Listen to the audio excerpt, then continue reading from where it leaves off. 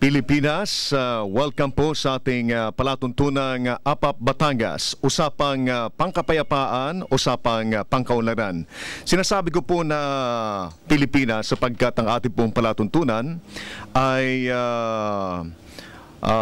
napapakinggan din po sa Metro Manila, baya po sa napakalakas na radio station ng Armed Forces Radio, DWDD 1134 kHz. So mga kaibigan, welcome po sa ating programa.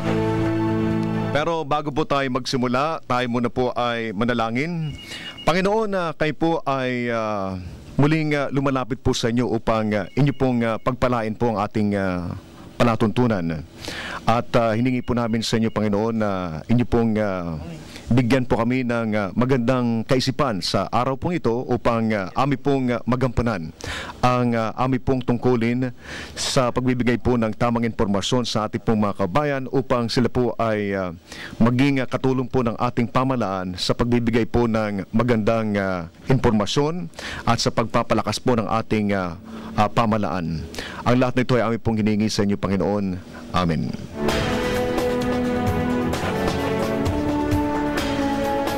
Mga kaibigan, ang palatuntunan pong ito ay napapanood din po sa Cable TV Channel 6 every Sunday from or every Monday from 8 to 9 p.m.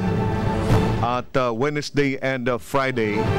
Nais ko pong pasalamatan po ang may-ari po ng Cable TV na si Mr. Rolly Liesa at si Jericho Abaca sa pagbibigay po ng oras sa ating palatuntunan sa patuloy pong airing ng aming programa sa Cable TV Channel 6. Ito po si Lieutenant Colonel Jerry Zamudio at kasama ko po ang aking pong mga ginagalang na mga kaibigan na galing po sa Rotary Club of Lipa South, si Past President Ding Andal. Good morning sa iyo, Ding. Ay, magandang umaga kasamang Jerry, magandang umaga mga kababayan sa Lipa. Up Batangas, up Pilipinas. At ang may bagong programa at napakabango pang programa nagsimula ngayong araw na ito ang aking kumpadre po na si Attorney Mar Panganiban. Yeah, magandang umaga Panyero at kumpadre. At sa atin po mga nakikinig, magandang umaga. Sa atin po mga kamag-anak diyang my friends, bonjour. At sa mga Chinese po natin mga kaibigan, Zhao Zhang Hao. Tayo po ay napapakinggan sa buong Batangas at napakarami po mga sundalo po natin galing sa 740th Combat Group ang nakikinig po ngayon at yung ating mga kasundaluhan din po galing po dyan sa 730th Combat Group na parte po ng lugar na kanila pong pinagsisilbihan ay kalahati po ng lugar po ng Cavite.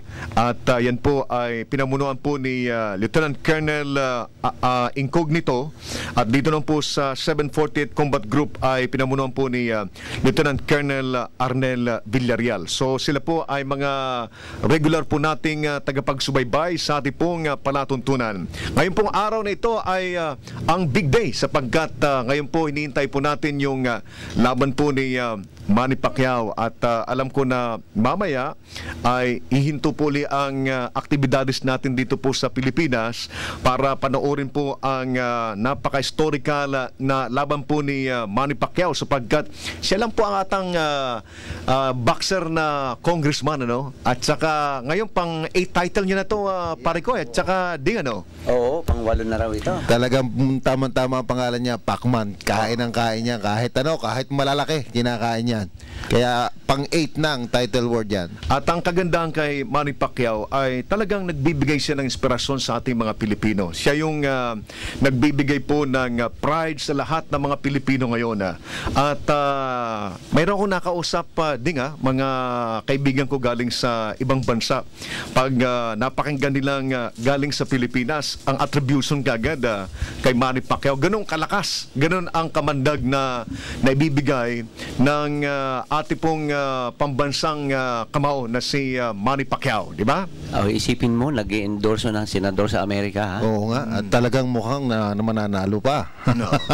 At saka hindi lang basta-basta yung senador na kanyang ini-endorso doon, talagang somebody, di ba? Totoo yun. At yun nga, bukod nga kay Manny Pacquiao, with all due respect, ay ang ating yung pambansang kamao yan, pambansang boses namang lumalabas si Charis. Talaga namang kilalang kilala rin. Pero ito'y araw po ni Pacquiao araw po ng ng mga Pilipino ngayong araw na ito hanggang mamaya. Kaya up Pinoy, up Pilipinas. At Pacquiao. si Manny Pacquiao ay siya talaga ang tamang-tama na gawin nating modelo dahil tingnan mo sa Kongreso ipinakita niya na kahit na siya ay undergraduate, di ba? Hindi siya tapos ng college pero gusto niyang ipakita na kaya niyang gampanan sapagkat gusto niya maging inspirasyon doon sa mga tao na mga college graduate pero ang ilan po ay nakitaan po ng kaunting problema. So parang gusto niya ipamukha na ako nga na ganito hindi graduate pero nagagawa ko yung trabaho bilang isang congressman, kayo pa kaya? So ito ay isang mensahe ito na dapat magbigay ng na pumasok sa puso ng mga kasamahan po nating mga Pilipino. Diba? Totoo yan pare. At saka ang isang maganda dito kay Pacquiao, hindi lamang yung kamao ang gumagalaw. Ay multi-talented ito dahil kumakanta rin ito. Nag-aartista rin at tapos ngayon ay public service pa. So hindi lamang sasabihin natin na ang malakas lamang kay Pacquiao ay yung kanyang kamao. So may isip din ho siya at talagang may puso rin sa paglilingkod. Bilang isang congressman, yun ang sinasabi niya, nandoon ang puso niya sa paglilingkod at bilang sa entertainment po, pero pakita kanyang talent, kumakanta rin po at talagang nagja-jam talaga. Bakit nga ba ang tawag sa kanya ay Pacman? Masyado yatang kabaligtaran yung tawag na yung Pacman sa kanya Hindi yata sa kanya dapat itatawag yung salita. Alam mo pare, kaya natawag yung Pacman ay dahil nga talagang kung sino mang humarap sa kanya sa boxing, doon sa ring, ay talagang kakainin niya. Ibig sabihin kaya niyang talunin. Yan ang ibig sabihin ng Pacman. Alam natin, hindi kay Pacman ay kain ng kaya niyan doon sa pero pwede rin yun dahil kumbaga kung ako ay mayroong sabagat si Manny Pacquiao, kung makita mo, ang kanyang mensahe talagang makapilipino Totoo lagi naman. Yung kanyang very patriotic person at sa pagiging Pacman niya, yung mga tao na kanyang nakakarinig sa kanya at nakakapanood, talagang kinakain niya yung utak na ito ang dapat nating gawin. Tingnan mo yung ginagawa niya sa Kongreso ngayon. Ang laki ng message na na-send noon sa buong members ng Congress na dapat ay minsan 'di ba nagsabi siya na tama na ang bangayan, dapat one time napakinggan ko napakinggan ko 'yon. Si Manny Pacquiao. Sabi ko talagang ito yung tao na dapat ini-emulate ng ating mga kabayan at dapat nating hangaan talaga. Niyo fight yun pero maraming tinamaan sa salita ngayon. So siya ay Pacman kaya yung mga may masasamang espiritu, may masasamang pag-iisip ay kanyang pinapakman. Kaya nga kasama na sa Pacman yung Pacquiao pinapakyaw na rin niya. Yan, mabuti naman at kaya kabaligtaran naman siguro ng mga naging kaisipan na ng pamumuno na pinapakyaw naman yung dapat ay isa para sa taong bayan. At kaya ang mga sundalo natin, Parekoy and Ding, makita mo yan na nakapanood dyan lahat ng mga kampo ngayon, lahat ng mga air bases mayroon silang live na coverage kasi sila yung aming inspirasyon. Siyang inspirasyon namin dahil yung kanyang pagiging patriotic na Pilipino at saka yung kanyang bravery, di ba? Yung kanyang anong Tagalog ng bravery? Katapangan. Yung katapangan niya ay nagbibigay ng ehemplo sa ating mga kasundaluhan. Sapagkat yun ang talagang dinidemonstrate ng ating mga sundalo. And for your information, si Manny Pacquiao ay isang reservist po sa Philippine Army. So siya po ay rank of sergeant ata ito? Ngayon, alam ko Master Sergeant. Master Sergeant na. And yung latest, hindi ko lang ma-confirm ito but mayroon atang promotion na binigay sa kanya. Hindi ko lang ma-confirm kung anong rank yung binigay sa kanya. But he really deserved to be promoted talaga to higher position. Pero ngayon, as congressman, entitled na siya sa Lieutenant Colonel. So, ang tingin ko, ang ranggo niya ngayon is Lieutenant Colonel na siguro sa Philippine Army. At totoong magbibigay siya ng napakalaking inspirasyon sa ating mga sundalo sundalo. And kami po sa kasundaluhan sa AUP ay very proud ho sa kanya at pinagmamalaki po namin si Manny Pacquiao. Alam mo pare, ang kahanga-hanga pa dito, hindi lamang ang AFP at saka kapulisan na nagsusukat ng ating peace and order dito sa Pilipinas. Ang parang na-stand still. Ang kagulat-gulat dito, yung ating mga kasamahan hindi rin naman natin maitakwil. Yung mga nasa negative side naman, yung masasamang loob, ay tigil din. Kasi pag may laban si Pacquiao, sabi nga ng ating kapulisan, zero crime rate tayo eh. So tigil din sila at talagang nanonood din. Bawal ang magnakaw, bawal ang pumatay, bawal ang manakit ng kapwa pag si Pacman na ang may laban. Kaya nga sinasabi, meron nagsasabi na si Pacman pwedeng i-unite niya ang buong Pilipinas. Yes, pwede.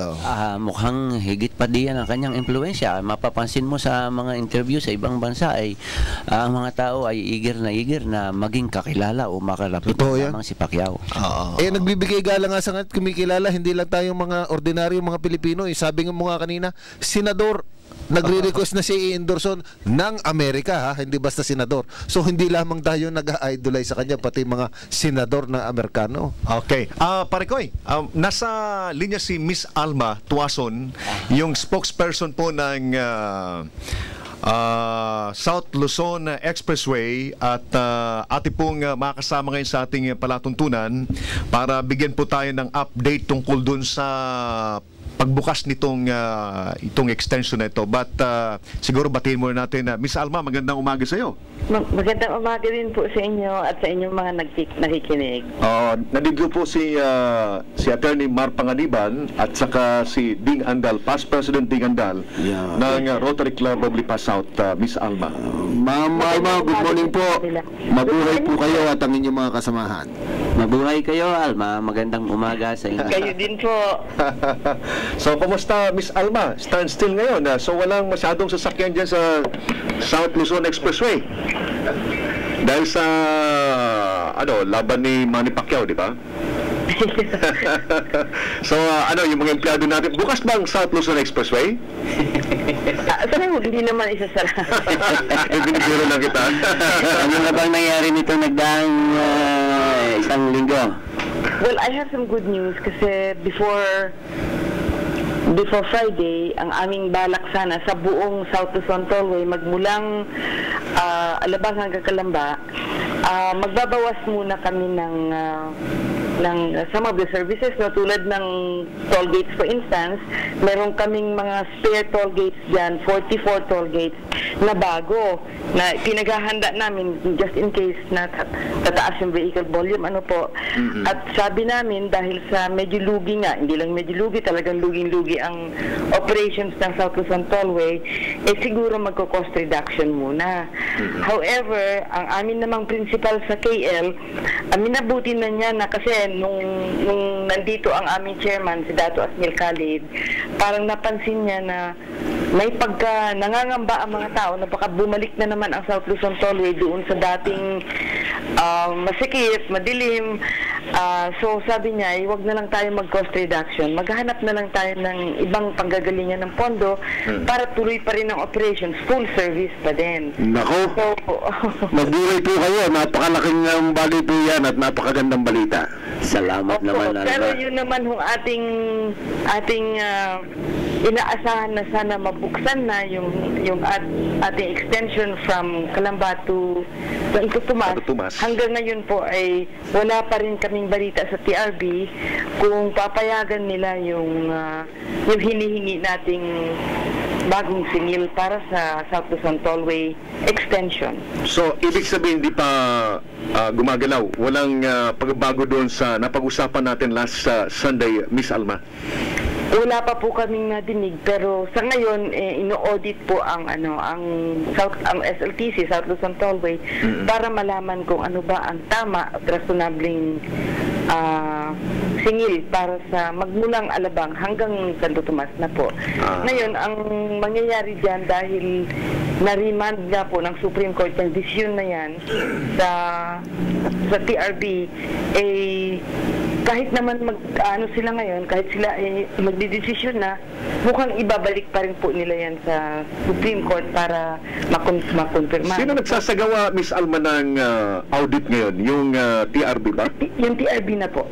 So may mga accountants sila, may mga auditors silang galing sa mismong TRB, or nag-hire sila or nag-commission sila ng isang auditing firm? Ay, hindi po. Sila na mismo. Meron na po silang mga, they have finance people to do that.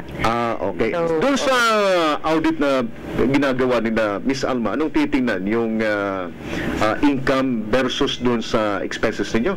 I think so. Kasi ang pinagbabasihan naman po talaga ng singil, ng taripa or ng toll fee, yun pong ginastos doon sa pagpagawa ng sa rehabilitation, sa construction, at yung iba pang mga gastos po. So more or less, kailan po matapos yung audit? Anong sabi po ng TRB? I understand, sir, patapos na po. Okay. Yung So good news para sa amin po yan. Sapagkat I think so, yes. ibig sabihin niya, pag natapos na yung audit po nila, yun na siguro ang kanila pong isasubmit doon sa Supreme Court para magkaroon po ng issuance ng order para sa bubukas. Ano ho? Tama ho ba yun? I think so, sir. Opo. Yun nga lang, since the Supreme Court is in recess, mga November 16, I think this following week, baka maano na natin yan. Baka may linaw na po yun. Oho. Pero yung pong mga truck na, di ba na i-report niyo po last Sunday, na yung pong mga truck na naghahakot po ng gasolina ay mga fuel ay dyan po dumadaan sa next extension sa TRB. That's right. Opo. So ginagamit pa rin until now ho? Ay, opo, hanggat sa ma-stabilize yung gas and aviation fuel supply, I think dadaan pa rin po dyan kasi it turned out yun palang aviation gas hindi naman sila nag-stock ng supply na matagal. So kailangan araw-araw maghahakot ng at dapat po hindi daan sa National Road. Alam natin yung National Road pag yan nagkaroon ng congestion dyan, abutin sila ng mga 45 minutes to an hour at hindi talaga pwede. Baka hindi lilipad ng mga aeroplano. So pinapadaan po natin dyan sa extension na yun. Medyo may kabigatan lang talaga po ang mga tankers nila. Ma'am Alva, good morning po si Atty. Marulet. Sana po nga tulad ng inyong binitawang salita kanina, sana nga matapos na ng maaga yung problema ngayon at talaga marilib na ang problema ng ating mga kababayan. Yun, kung talaga pong magtatagal pa, sana mabigyan uli ng consideration yung pakiusap po ng ating kasamang Ding Andal, yung baka darating ang Pasko at bagong taon makadaan man lang dyan sa TR3 natin yan at maging Christmas wish na po namin, papasko na po ninyo sa amin. Alam mo na, kaya naman nung katulad ng pinadadaan na sinasabi niyo, may dala ng aviation gas, nakakadaan na ho yan sa ating mga, kung nadaan din dito sa TR3. Pero sa tanong mo namin kay Mr. David nung nandito siya sa lungsod ng Lipa, ay hindi naman talaga pinagbabawalan ang company na magbukas. Ang problema lang sa pagbubukas ay yung pag-evaluate kung magkano talaga ang babayaran. Baka naman sa Pasko at bagong taon namamasko na kami. Baka naman mapapasko na sa inyo yan na makadaan kami kahit kaunting panahon. Sana nga po. Sa hindi lang po yun tungkol dyan sa na pwede naman bubuksan. Ang problema po, pag wala pang approved na toll fee or toll rate ang TRB po, walang insurance yung area, no? Yung kasada. Kaya yung nangyayari ngayon, medyo naghingi pa kami ng safety orientation because if something happens, problema malaki po yun. So, as of now, ang pinakamahirap dyan, kung bubuksan natin yan, alam naman natin pag yan ay nagmamaneho ang karamihan ng motorista, minsan nakakalimutan nila there are traffic laws, ano po. So, pag may nangyari, hindi ho namin pananagutin po namin yan. So, sana po makasilip tayo ng kahit kaunting paraan o kahit 2 araw man lamang. O nga naman, Miss Alma, parang 2 days and alam mo, epekto niyan, Miss Alma, pag inopen natin yan sa traffic, yung tao na mismo magdidemand, dahil makakita nila, pagod na pala itong TR3, yung TR3 na ito. So sila na mismo ang mag-text siguro doon sa kanilang mga representatives, mga governor, maging sa mayor po nila at saka Congress, sa governor nila, at maging yung mga kakilala po nilang nasa Malacanang siguro, para ito ay mabigyan na po ng immediate na atensyon. Dahil talagang napakasikip sa kalooban namin na nakikita namin na tapos na, pero hindi pa namin magamit. So alam mo, dapat kayo Miss Alma, mag-strategize din kayo. Ito ay recommendation namin sa inyo, because habang walang pressure galing sa tao, yung TRB ngayon at maging siguro ang Supreme Court, hindi masyadong mabibigyan ng I doubt kung ganun ang urgency without the yung sentiment galing sa ating mga kabayan. But kung ang tao mismo nagsasalita na, siguro pag nakarating yan sa Supreme Court, masabi nila na very urgent pala itong concern nito, at maaring bigyan nila ng directive yung TRB na madaliin yung audit at magkaroon ng early resolution dito sa problema nito. How's that, Miss Alma? People power po yan. It sounds very good, sir. Actually, that's why lumalapit po kami din yan sa mga taga Batangas at Laguna, na tutulungan na po kami. And we're happy. Kami na rin po ang nag-pressure sa ating mga tao sa gobyerno na mag-resolve na po yun. And we're glad for that. Alma, okay, siguro hihingi sa iyo ng update anytime before November 24, sapagkat on November 24 ay mayroong meeting kaming mga private sector representatives sa Regional Development Council, at diyan sa Laguna ay mag-uusap-usap kami, at ito nga ang nasa sa isip kong unang-unang bibigyan ng madiing pansin upang humiling sa TRB na hindi lamang sa panahong ito, kung hindi sa hinaharap pa, ay maging mas transparent ang kanilang pag-public hearing and their every course of decision. Sir, masabi ko lang din na I think ang TRB naman, they're just going through the process na may prosesong dadaanan, dahil dapat talaga dadaanan. But I think nakita naman ng TRB na kailangan, kaya nga po nag-audit para mapadali itong desisyon.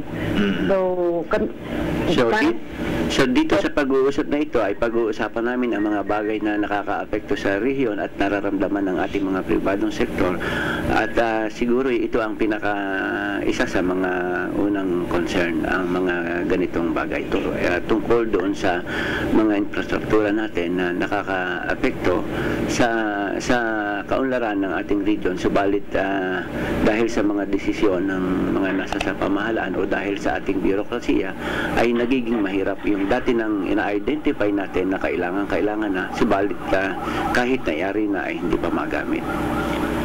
Opo, Sir Awi. Kailan po nga yun? Sa November 24. November 24. Opo, Sir. Okay. So, Miss Alba, maraming salamat sa oras na binigay niyo sa amin ngayon. And I hope na ang iyong mensahe ay nakarating sa mga taga Batangas, and we hope na magkakaroon na po ng resolution ng problemang ito, at magamit na po ng mga taga Batangas yung TR3 na yan, at hindi na ho kami masyado nahihirapan sa pagbiyahe from Manila to Batangas and vice versa, Miss Alma. Maraming salamat, Miss Alma. Maraming salamat din po. Merry Christmas po and Happy New Year po ulit, baka sakali. Thank you. Okay, mga kaibigan, niyo pong napakinggan ang spokesperson ng South Luzon Expressway. Sila pala is South Luzon Tollway Corporation. Kaya pag sinabing SLEX, yung kahabaan pag galing sa Magallanes hanggang sa Calamba, SLEX yan, South Luzon Expressway. But pag pinag-usapan is South Luzon Tollway Corporation, galing yan ng Alabang hanggang sa Calamba. Or mali ba? Mali. Okay. Ang pagkakahati-hati ay galing sa Alabang, sa Alabang Bayadak, hanggang diyan sa yung bubuksan pa na yan. Yan ang kanila. Tapos yung sa Skyway naman, Iba buhat yun. sa Alabang, Sitra. hanggang Yun sa ang Sitra. Magallanes na. Ano yung Hanggang Sitra? doon. CI o Ang CE? Sitra ay Malaysian Sitra. company na nag-ano dito sa atin. CITRA. Oh, naging nakausap ko nakausap ko yung presidente doon nung one time. Kasi alam mo, ang Sitra po ay medyo malaki ang tulong na naidulot din sa atin dahil yung baba kahit pa paano naibsan yung traffic doon ano. Kaya Oo, ang mahal pa rin ng bayad. ayun ang pinakamahal na toll road sa Pilipinas. Lalo na elevated na, no? Yung Skyway. Pero ganyan talaga, kung gusto mong umudlad ka, kinakailangan mo na mag-contribute, di ba? At kung wala namang magpapautang sa atin, hindi naman siguro may tatayo talaga yung mga malaking infrastructure na yan, ano? Pero yun talaga ang project na pinapakinabangan. Totoo Dahil yun. marami ang nagkikinabang sa mga infrastructure na yan. Alam mo, ito ang isa pa nating abangan. Hindi niyo ba natatandaan niyo ba nung bago nagkaroon itong mga pagtataas na ito ng West, bago nitong mga May or June, ang pinag-uusapan ay around June, July, ang pinag-uusapan ay lalagyan ng VAT itong Oo, ating oo. bayad sa tollway. Oo. Medyo mukhang nakatulog lamang yun dahil medyo maraming pinag-uusapan ngayon tungkol doon sa paglalagay ng bagong toll rates. Oo. Maraming maraming nag-o-object diyan dahil sa legal point of view ang sabi nga nila parang magiging double taxation to. At ang pananaw ng mga ibang legal eagles natin ay hindi dapat talagang i-apply ito sa toll fees. Dahil ito fees na nga ito papatungan pa uli ng buwis na ito, yun ang kanilang malaking opposition dito na hindi dapat ilagay yan. Pare ko, singit ko lang to because nabanggit yung tungkol dyan sa tax na yan. Mayroong announcement po ang Bureau of Internal Revenue sa lahat po na mga employers at saka sa mga withholding agents. Magkakaroon po ng year-end adjustment on withholding tax on compensation seminar. Ito po ay gagawin po sa November 26 sa Friday, dyan po sa Audiovisual Room, 3rd floor ng City Hall, Lipa City. Alas 8 po ng umaga gaganapin ang nasabi na pong seminar. Ito, pare ko, napakahalaga nito sapagkat ang problema kasi ng mga empleyado natin, kapag pabaya yung employer, minsan hindi na i-deduct ng maayos yung mga sa buwis. Ngayon, pag nangyari yan, nagkakaroon ng katakot-takot na adjustment sa later part. Yes, so, mabibigla na lang yung empleyado. Bakit ang deduction ko ngayon ay from 200 naging 1,000? Totoo yun, no? Because dyan ho, kapag nangyari yan, ang ibig sabihin yun ay kulang sa monitoring yung mga tinatawag na, ang tawag sa kanila ay withholding agents. Yun. So, ang sisihin po ninyo ay yung withholding agents ng isang company kapag hindi niyo po nagagawa yung tama. Mahalaga po yan.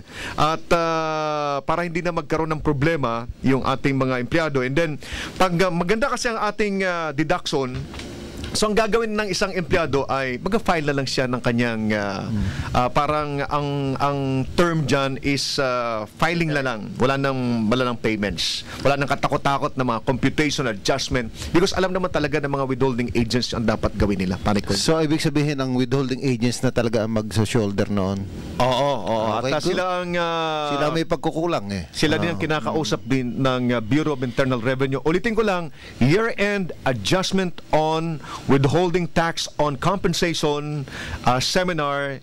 This will be on November 26, Friday, dyan po sa Audiovisual Room sa 3rd floor ng City Hall, Lipa City. Alas 8 po ng umaga. Galing po yan sa aking commander. Yan, yan ang kailangan tayo sasaludo dyan.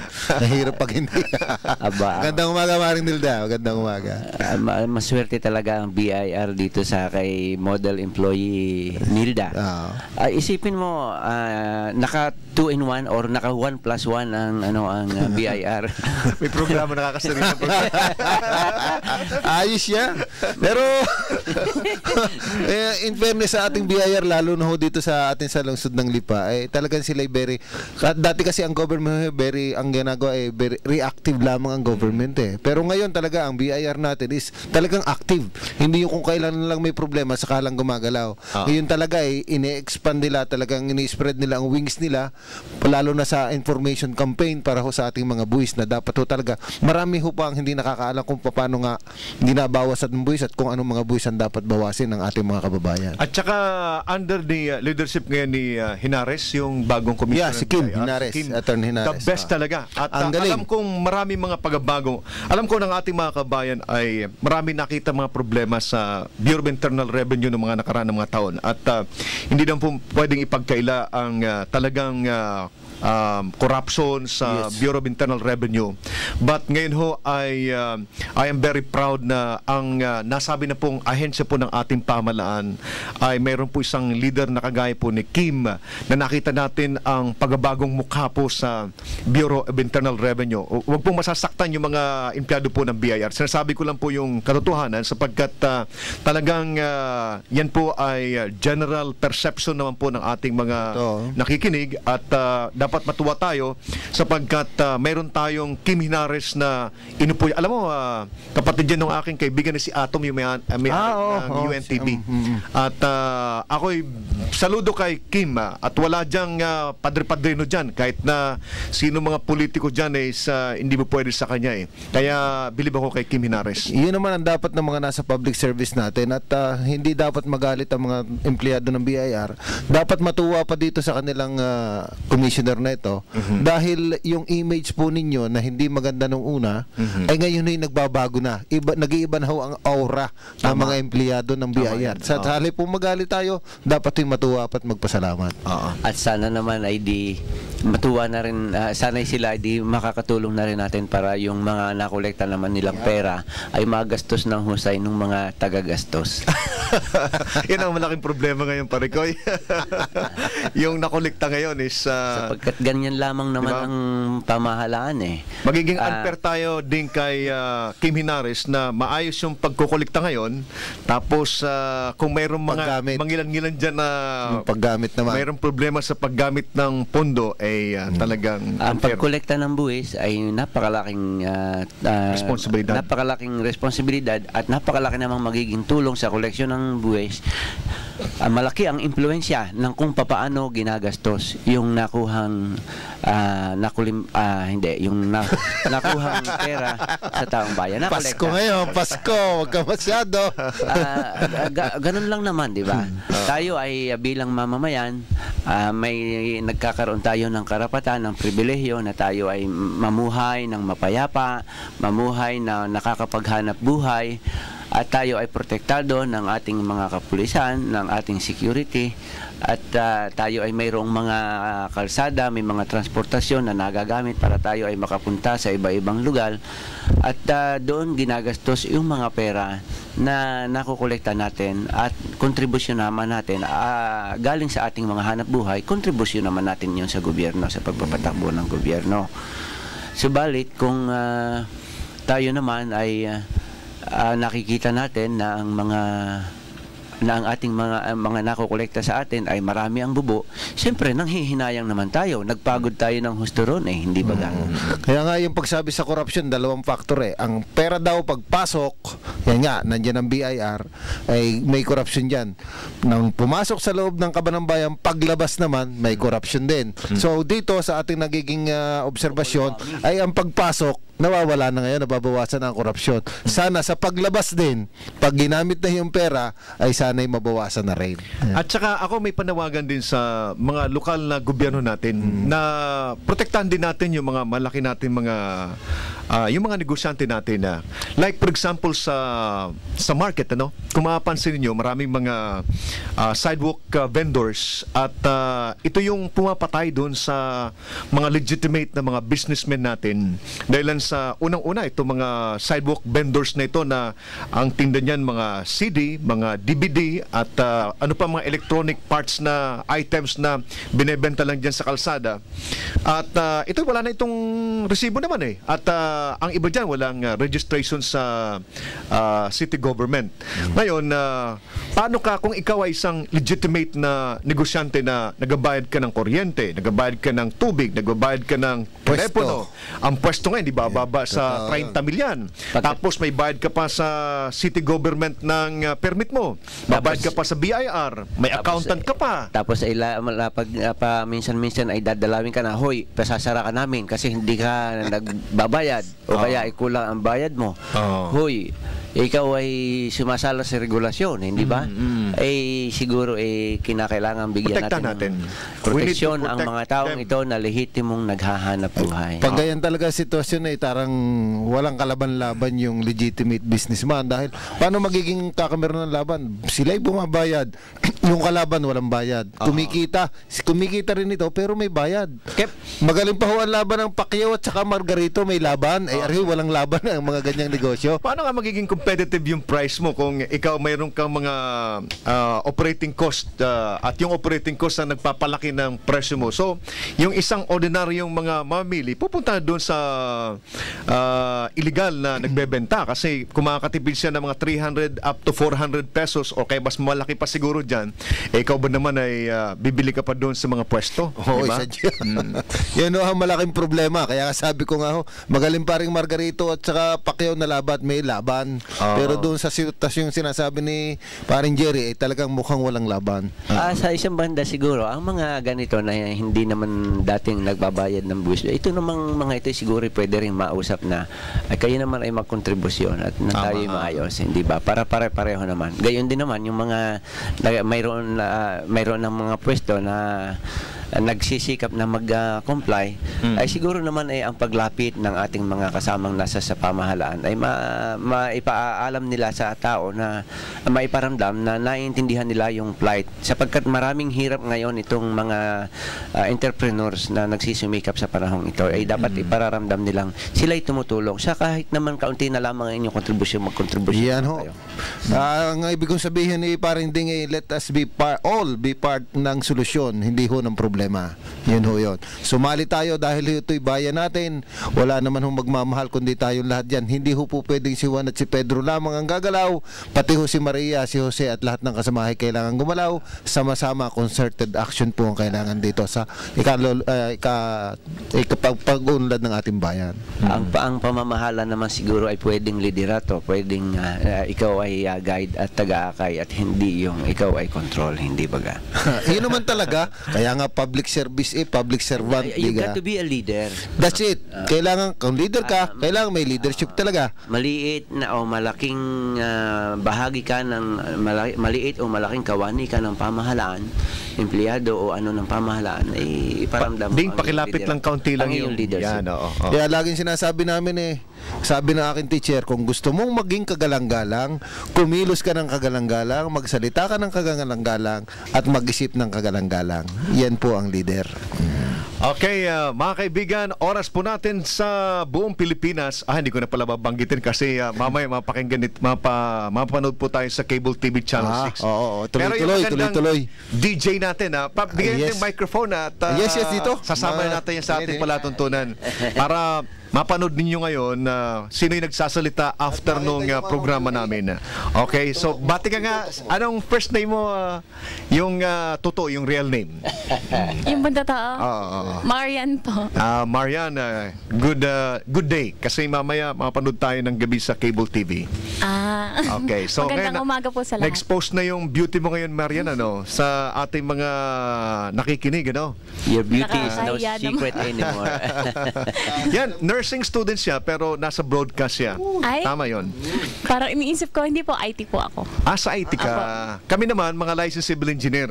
Kaya magtataka ka, paano kami mga engineers ay napunta sa broadcast industry? Di ba, pare ko, ikaw civil engineer ka. Si Ding is also Civil civil engineer.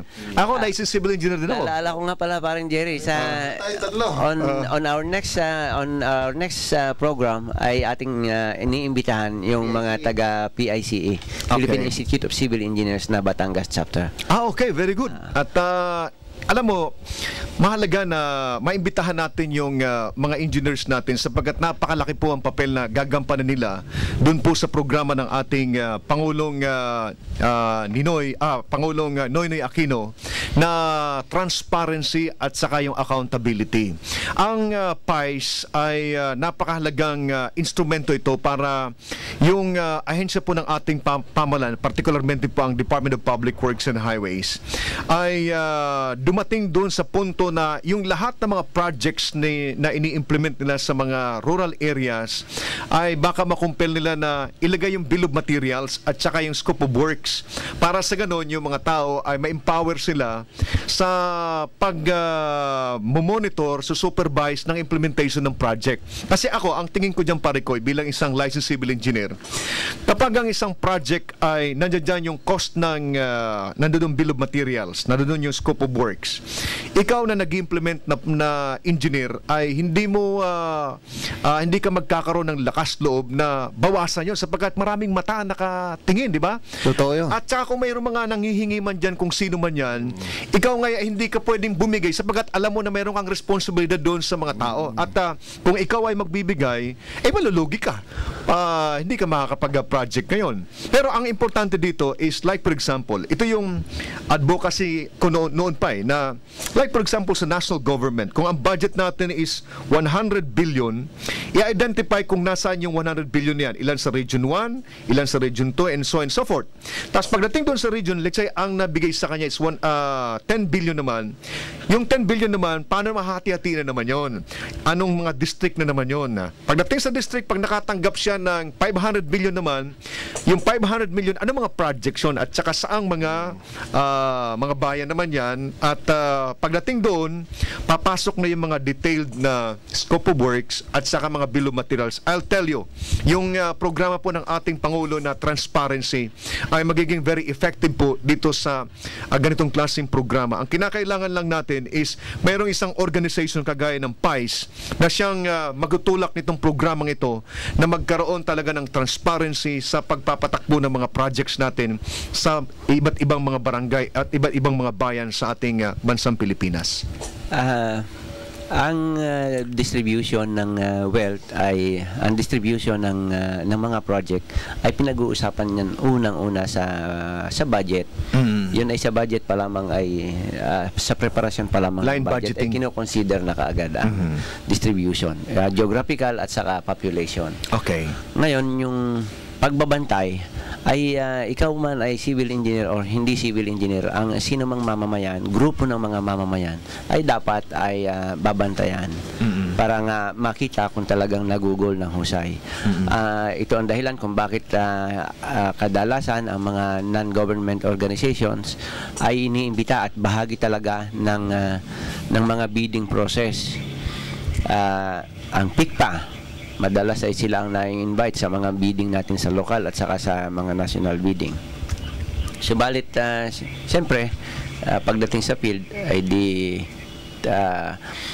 kung mayroon mang mga representative ang mga organization, dapat medyo makiramdam din tayong ordinaryong mamamayan. Atin ding i-feel kung ano ba yung naisasagawa ba ng husay yung tamang proseso ng bidding. Alam mo yung sinabi rin kanina ni Parang Jerry, yung transparency, that is the word na talagang mababawasan dyan ng korupsyon. Tulad ng sabi ni Parang Jerry, kung nakalagay doon sa project yung estimates at ang bawat items na gagamitin, halimbawa baka lamang rebar sin nakalagay doon kung magkano ang presyo. Kung makikita doon ako isang piraso ng rebar na nakalagay doon sa estimate doon sa item nakalagay doon 500 pesos ang isa. Yung ordinaryong tao makikita agad nila kasi sa kanilang kapaligiran, sa mga hardware, at sa mga supplier, makikita agad nila, bakit 500 yan? Ay dito sa amin 120 pesos lamang. So kitang-kita agad yan. Kung yan yung magagawa, yung sinasabi ni Paring Jerry, papasok doon yung transparency at magtataka ang mga tao bakit napakamahal niyan. So ang alam mo para sa akin ang napakagandang epekto noon, magkakameron ng participation ng taong bayan. Kasi magrereklamo sila eh. Kitang-kita nila ang diferensya eh. At saka yung quantity, di ba? Kung ang quantity. Ilang cubic meters ang dapat na i-deliver dyan. Bakit ito? 100 kubiko ang kailangan lamang din ay 5. Ang lupang dadalhin din ni Sid, 20 truck eh. Ang dinala 100 truck daw pero wala namang natatanggap. Kasi nakakalungkot pa rin na dumang ka sa ilang mga kalsada na alam mo na 3 or 4 na taon pa lang, makita mo is nag-settle down na kagad. May mga cracks na because ang problema niyan unang-una yung sa base, hindi maganda ang compaction. Foundation niya. Hindi masyadong compacted yung base niya. Pangalawa is alam natin na merong doktor na nangyari doon sa mixing ng mga materials. Yung paghahalo. So, ang problema dito is kapag ito ay nangyari paulit-ulit dito, pero doon sa perang nasasayang, naistorbo pa tayo. At ang daming mga kalsadang ganyan ang sitwasyon. Sira-sira. Dapat tayo ay ma-empowered tayo. Anong dapat gawin natin? Paano tayo makakatulong sa gobyerno na magkaroon ng maayos na implementasyon? At ang maayos na implementasyon, kinakailangan ng tamang sistema. At ang sistema dyan, transparency at education sa mga tao. At sa education, pwedeng makatulong dito ang PICE Ding. Yes. Participation ng tao ang kailangan diyan. Sige, ating mapapag-usapan. Ding, di mo atanay bukas yung natin, microphone. Yan. Mapapag-usapan natin yan pagka dumating ang ating mga taga-PIC.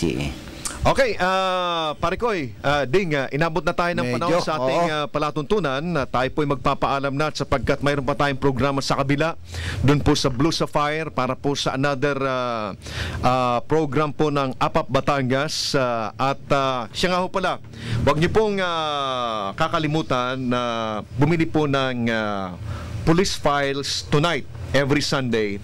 Meron po ako dyan na column. Ito yan o. Eye in the Sky. At maling labeling practice sa Pilipinas dapat baguhin. Page 3 ho yan. Page 3. And then sa hataw naman ho, every Sunday, wag po kayong makakalimot bumili sapagkat napakadami ho mga balita tungkol sa lipa dyan. Yung dyaryo, yung column hong palaban ni Jerry Zamudio at mga mahalagang pangyayari po sa lipa. Yan, at napakadami hong istorya dyan. So, yan po, hataw and police files tonight. Meron din po tayo sa Herald, Veritas at saka sa Southern Tagalog Inquirer at saka po sa Balikas. Pero yan po mga dyarong yan ay dito lang po yan sa Batangas. Ito po ay buong Pilipinas ang circulation po nito. So, Parikoy, your parting words. Okay, magandang umaga huli at kami magpapaalam pero hindi ho laging mawawala at lagi hong darating muli sa inyo. Halos nga ho tuwing linggo nandito kami at ang atin hong APAP Batangas. Huwag po ninyong bibitawan kahit anong taas ho ang lipad nito, lagi kayong kasama sa paglipad ng APAP Batangas. Mabuhay po lahat ang ating mga kababayan. Merry Christmas po ulit. Okay, Merry Christmas po mga kababayan at ang ating kaunlaran ay ating makakamtan pag tayo laging yan lang nasa ating isipan at ating pinagtutulong-tulungan. Up, up Batangas, up, up Pilipinas. Magandang umaga po. Thank you very much, Ding. Tayo din po ay nagpapasalamat po kay Flor at sa kay Kim G sa kanila pong supportang binigay sa araw na ito. At tayo po ay manalangin po sa ating pong may kapala. Panginoon, kayo po ay nagpapasalamat sa isang araw na inyo pong muling ibinigay sa amin at kayo po ay humingi na patuloy niyo pong pangpalain po ang palatuntunan ito at ang mga tao nasa likuran po ng programang ito upang sa ganon ay patuloy po naming magampanan ang aming pong tungkulin na pagbibigay ng tamang informasyon sa ating pong mga kabayan upang sila po ay maging tunay na katulong po ng ating bayan sa pagpapaunlad at pagkakaroon po ng seguridad po sa ating bansang Pilipinas. Ang lahat ng ito ay aming pong hiningi sa pangalan po ni Jesus. Amen. Mga Mga kaibigan, ito po si Lieutenant Colonel Jerry Zamudio. Maraming salamat po sa inyong pagsubaybay at good morning po sa aming pong commander ng Air Education Training Command kay Major General Macapagal at sa lahat ng mga sundalo po ng Philippine Air Force at lahat ng mga sundalo nakikinig po ngayon at lahat ng mga empleyado po ng ating pamahalaan at lahat ng ating mga kabayan dito po sa Batangas City. Maraming salamat po sa inyo.